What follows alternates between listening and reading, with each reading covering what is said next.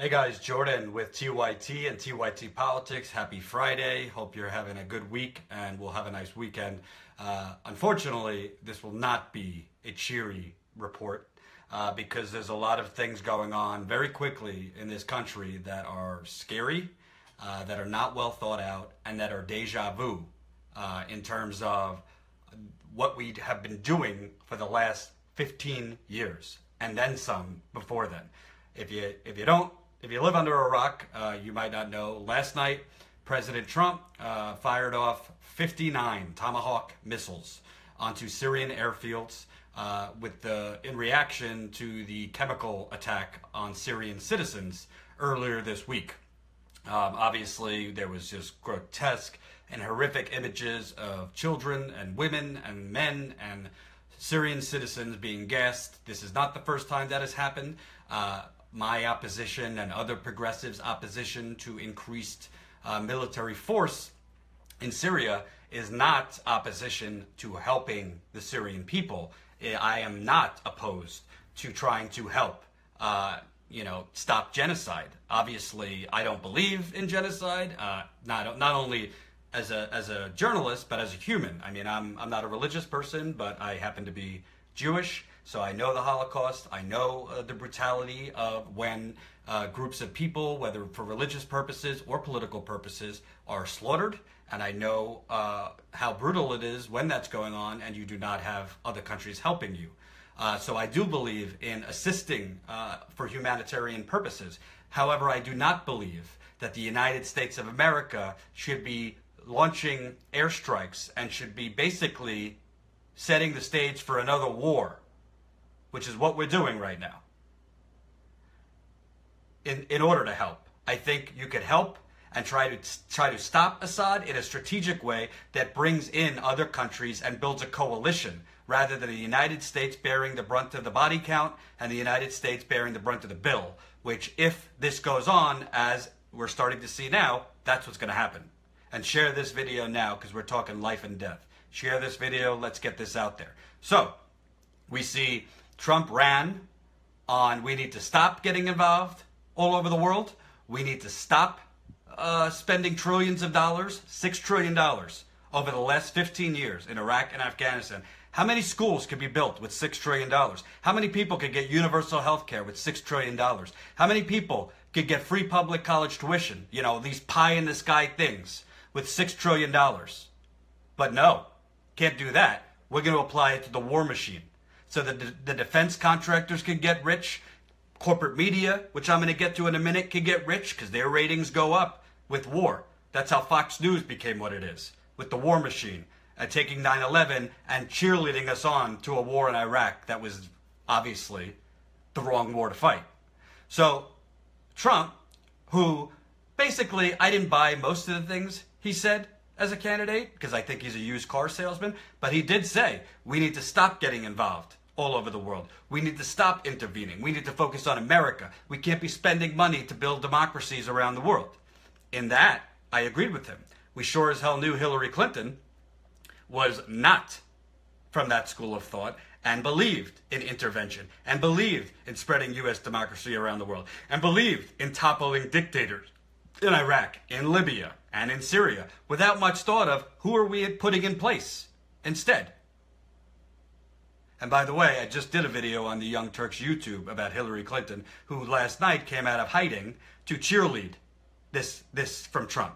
So go watch that after this. So I want to get to the corporate media, because let me tell you something. I don't just rant about the corporate media because it makes me feel good, which it does. I'm not going to lie. I rant about the corporate media because they have a very large microphone. Of course, the Young Turks and other independent media are dominating right now among young people, among millennials, among older people with brains and who don't buy propaganda. But corporate media, whether it's CNN, MSNBC, Fox News, the New York Times, the Washington Post, these still are influential outlets who get lots of eyeballs, who get lots of ears, and who are very, very instrumental in informing the public and convincing them.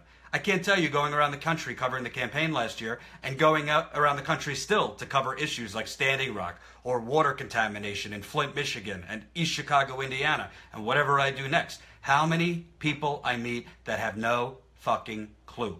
They are uninformed or misinformed, and it's not their fault. Well, it is their fault because they watch that crap. So let me just give you a little taste of what the coverage has been in less than 24 hours to the propaganda and the think first, shoot from the hip, think after foreign policy of President Trump. Cheered on by Hillary Clinton, by the way. So, Morning Joe. I woke up, I put on Morning Joe just because I had to see what the war machine was going. So, Morning Joe, let's not have any anti-war people on. No. Let's just deja vu to Iraq. Can't have anti-war people. If you don't know, MSNBC during the Iraq War, in the build-up to the Iraq War, Phil Donahue was its most popular, highest-rated host. Got rid of Phil because he was speaking out against going to war in Iraq. They got rid of him, their highest-rated anchor. So MSNBC Morning Joe has on, Joe and Mika and Tom Brokaw, who's, that old dinosaur. He did some good things in his career, but he's generally a giant groupthink and, goes with the war machine. And they also had David Ignatius, who's an old Washington Post columnist who never knew a war he didn't cheer on either. So they also had Senator Mike Lee on. Senator Mike Lee, I don't agree with him on much, but he was on to say President Trump should not be taking this unilateral action without going to Congress first, which I agree with. So Tom Brokaw says to Senator Lee, I think the strong impression is this cannot be a one-off. After all, this despot has been doing this kind of work in his country for a long, long time. As ghastly as those pictures were of chemical weapons being used against children and families, you have to remember Aleppo, which triggered a whole flood of immigrants into Europe and destabilized a lot of those political situations. So going forward now, what is it that the that the Trump administration has to do, and what will be the tone in Congress if he comes to them and says, we've got to kickstart the war in the Middle East? This is Tom Brokaw in his question to Senator Mike Lee. He's saying, the strong impression is this cannot be a one-off. The strong impression from who? The strong impression from you, Tom Brokaw. You're saying this should not be a one-off. And then he just frames his question. What's going to happen when President Trump goes to Congress asking to kickstart the war in the Middle East? So the journalist is already putting out there war is inevitable. War is inevitable here. So what's going to happen when Trump comes and asks you guys? I think that our friend David Ignatius has correctly characterized this as a tipping point, but then you think about what follows next, and to be successful, you're probably going to have to put more boots on the ground again. You're going to have to engage on very tough terms with Russia, which is being defiant today. And then the question is, what happens to Assad, who's been in power for a second generation there? Where does he end up? Oh, my God. I mean, why don't you just fire off the first shots now? Send the troops over. We don't need to have any thought on is this a good idea or not? Should maybe the United States try to build a coalition around the world to do something about Syria? Maybe we should think about, what's going to happen if we take Assad out? Who are we putting in place? Because the rebels, haven't we played this game before?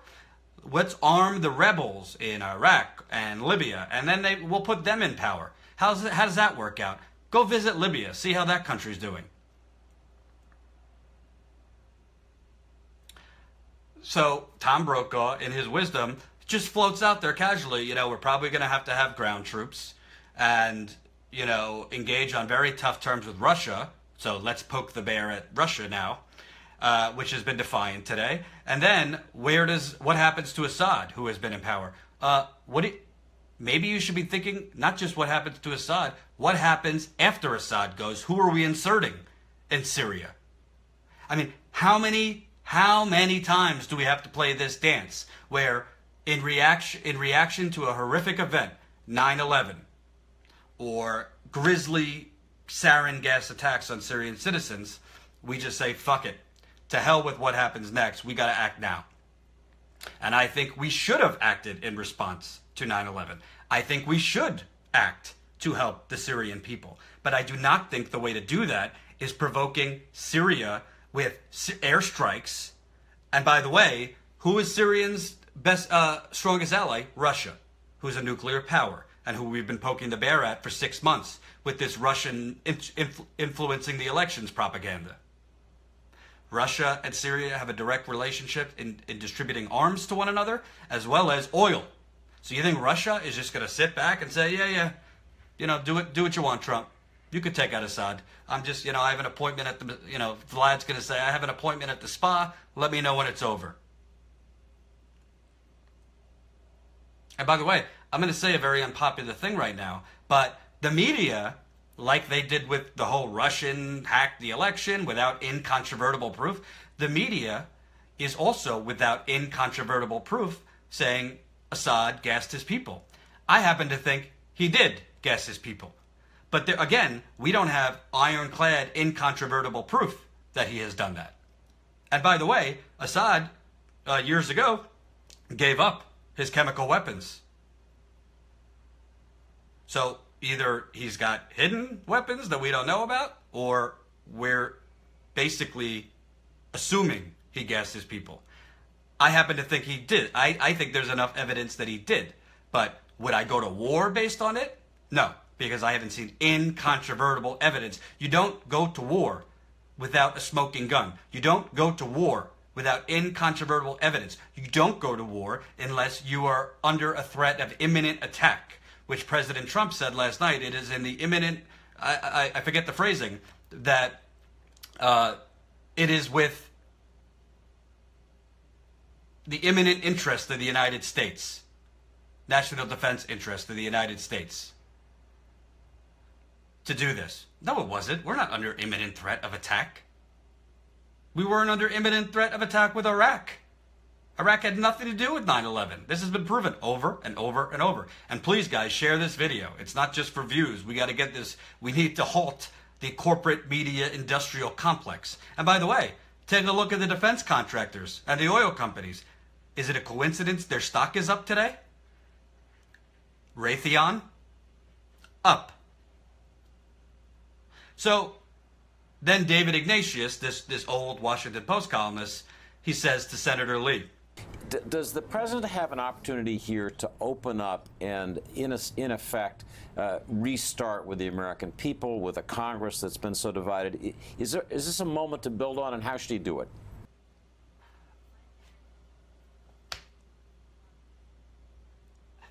This guy from the Washington Post is essentially asking if the President of the United States should start a war to have a restart with the American people.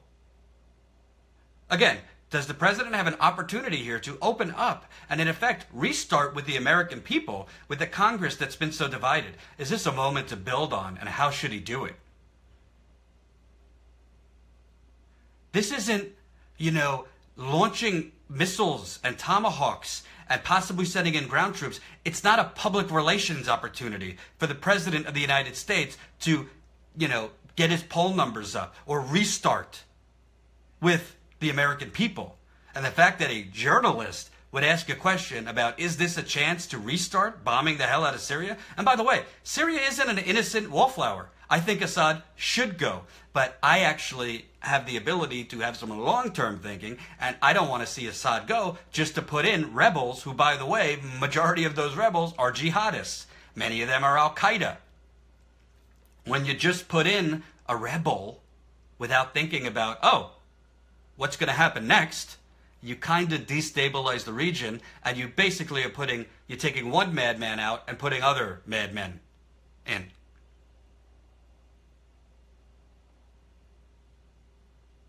So between Tom Brokaw talking about, ground troops, and David Ignatius talking about, we need to, is this an opportunity for President Trump to restart? I mean, that's just two people. I've been, unfortunately, having to watch this crap all morning. All the usual suspects are on. All the military generals, all the neocons, all the national security experts and terrorism analysts and all these people who, by the way, many of them have direct business with defense contractors and the military industry. So they make money by pushing war. Yeah, let's put these people on. Let's not put on Jordan Sheridan. Let's not put on Kyle Koloniski. And I think I always mispronounce Kyle's last name. My apologies. Let's not put on Amy Goodman. Let's not put on Cenk Uygur, Jimmy Dore, U.S. Army veterans who don't believe in going to war as the first solution. Paul Rykhoff, Iraq War veterans, Iraq and Afghanistan War Veterans Group. Let's not put on any of those. Let's put on the usual suspects who cheer on the bombing. As my colleague Michael Tracy pointed out last night, Brian Williams, who broke in with the news last night, was giddy. He was basically giddy over this. But here's my thing, and I want to be very clear because I don't want to give off the wrong impression. I do think we should act when citizens in a foreign country are being gassed. Whether it's coming from whether it's coming from Assad, the rebels, whatever, they're being gassed. And Assad is no good guy. I do think he should be taken out. However, I see on a day-to-day basis the misery in the United States of America. I see people barely holding on to their homes. I see people having to decide between taking medicine or feeding their children this week. Emma and I did a disappearing middle class tour last year. Go to youtube.com/TYTpolitics, click on playlists, and watch our disappearing middle class tour. So you have an idea what's actually happening in America. I see families, family of four, living off $140 a week. I see people buried in $250,000 in debt and getting depressed and sometimes suicidal over it. I see parents working for literally $20,000 a year. I go through towns and cities that are completely boarded up and look like a ghost town with closed up storefronts, closed down factories, roads with just cracks, and you could drive and pop your tires in 2 seconds. That's what I see in our country. So am I saying let's ignore the suffering of other people so that we can focus on the suffering here? Well, I do think the priority of our government officials should be the suffering in the United States. They're United States lawmakers. They represent the United States. Now, if there is an imminent threat from another country across the globe, that should be our first priority, and the cracked roads and the schools needing repair and universal health care need to wait. Because if there's an imminent threat, yes, we need to turn our focus. There is not an imminent threat to the United States of America from Syria. There's just not.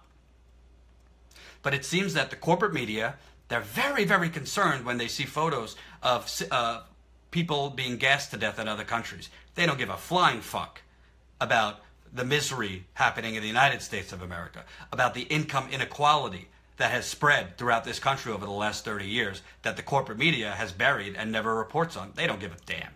They don't care about the money funneling to the 1%, to bankers, to lobbyists, to big pharma, to big oil, to news anchors. They don't care. Why should they care? They live in nice condos in New York City and Washington, D.C. and mansions in the suburbs. Why should they care about the misery right here? And none of them, again, I do think we should care about the horrific images we're seeing. I do think we should do something. But what is that something? Why do you see no coverage in the media about, are there other options than what Trump just did?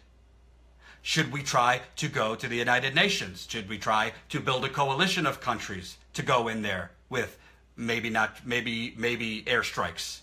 So it's not just America. What can we try that's not the United States at the front of the line with United States military? I don't see any of that coverage in the media. Is there any coverage about, oh, this kind of seems like very similar to Iraq. This seems very similar to Libya. No. Is there any coverage in, okay, guys, we still have residual forces in Iraq. That's now 14 years. Still have residual forces in Afghanistan. That's now 15 years. We still have residual forces on 150 bases around the world. Not bases, countries, excuse me. So maybe we should kind of look at lessons learned from those. And no, none of that coverage. It's just Joe Scarborough, Tom Brokaw, David Ignatius, and the usual gang cheering on brute force and a show of strength. And then people like David Ignatius saying, does the president have an opportunity here to open up and in effect restart with the American people? Hey, this isn't PR. This is life and death and potential war. And again, I am not pro-Russia. I am not pro-Syria. I'm pro-common sense and protecting the American people and focusing on the American people.